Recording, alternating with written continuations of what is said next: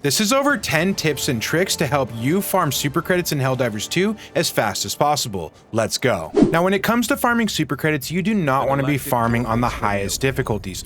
The reason being is that on higher difficulties, the maps for these missions are significantly larger and have significantly more difficult enemies. So instead, you want to drop down all the way to trivial. As on trivial, the maps are going to be super small and the enemies are going to be almost next to nothing. However, it is worth mentioning how many POIs are available per difficulty. On trivial, it's an average of 13.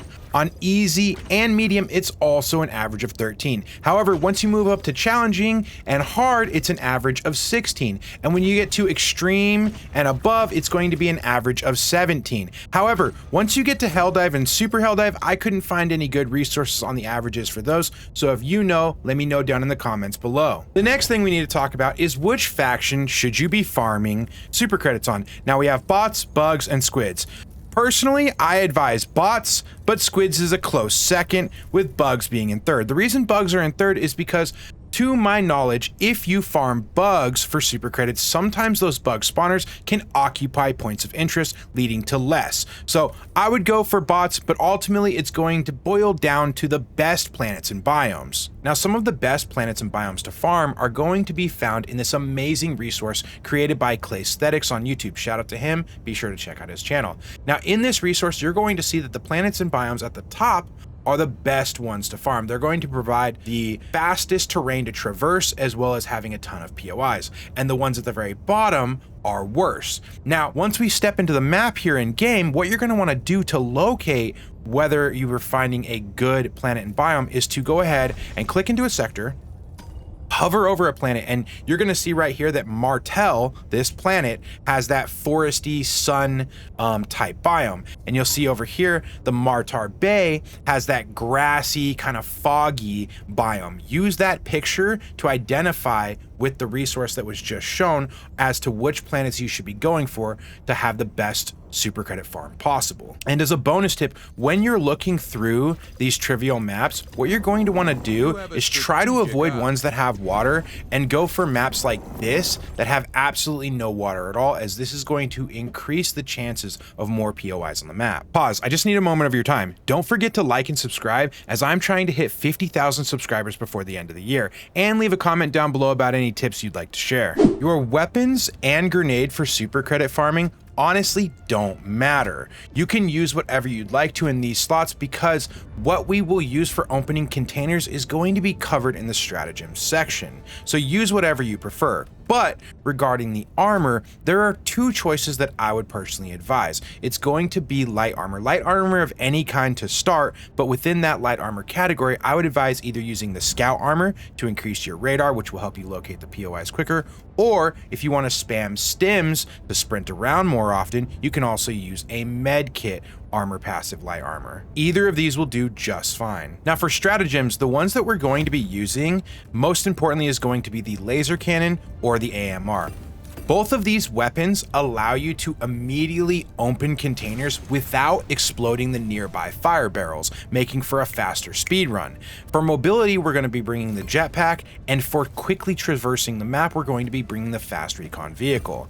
Lastly, for your booster, you have two options that I advise, one being the stamina enhancement for obvious reasons, allowing you to sprint more, and number two being the UAV recon booster, which again, similar to the scout armor, increases your effective radar range, helping you identify those POIs faster. Personally, I like to go with the recon booster, but use what works best for you. Now, when it comes to locating these points of interest, you're going to be using two identifiers to do so.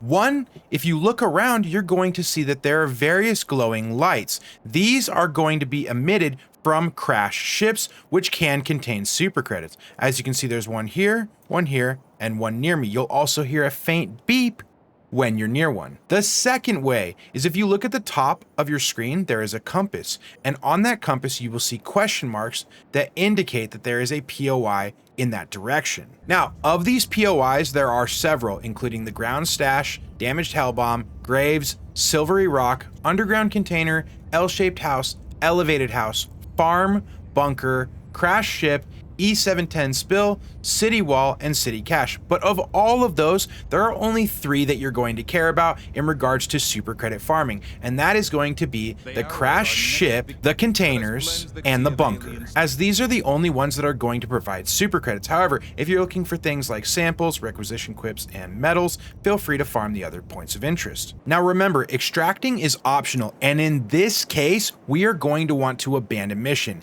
unless you plan to collect samples, because when you loot requisition slips, medals, and super credits, these are immediately provided to your account regardless of whether you complete the mission or extract. As you can see, right now I have 31 medals and 910 super credits. If I loot this stack here and these medals here, you're going to see that those numbers have increased. And even if I return to ship alone, you are going to see that I am not going to lose those upon returning to the ship. Due to this significantly increases our speed farm. However, again, if you'd like to collect samples or help with liberation, feel free to extract. Now, one POI that unfortunately you cannot open solo is going to be these bunker doors, as it requires 2 people to press the buttons. However, if you are playing in a group, there's a little trick I want to teach you. And that is that if you do find a bunker door, you can actually check inside to see if there are super credits before calling a friend over to have them open the door for you. Because if all you find in there is weapons or resources that you don't need, then you don't have to waste their time. To do this trick, what you're going to do is dive into the door, aim in, then switch to first person, turn your camera, and you can then see what's inside the bunker to call a friend over. In this case, you can see that there are 2 stacks of super credits,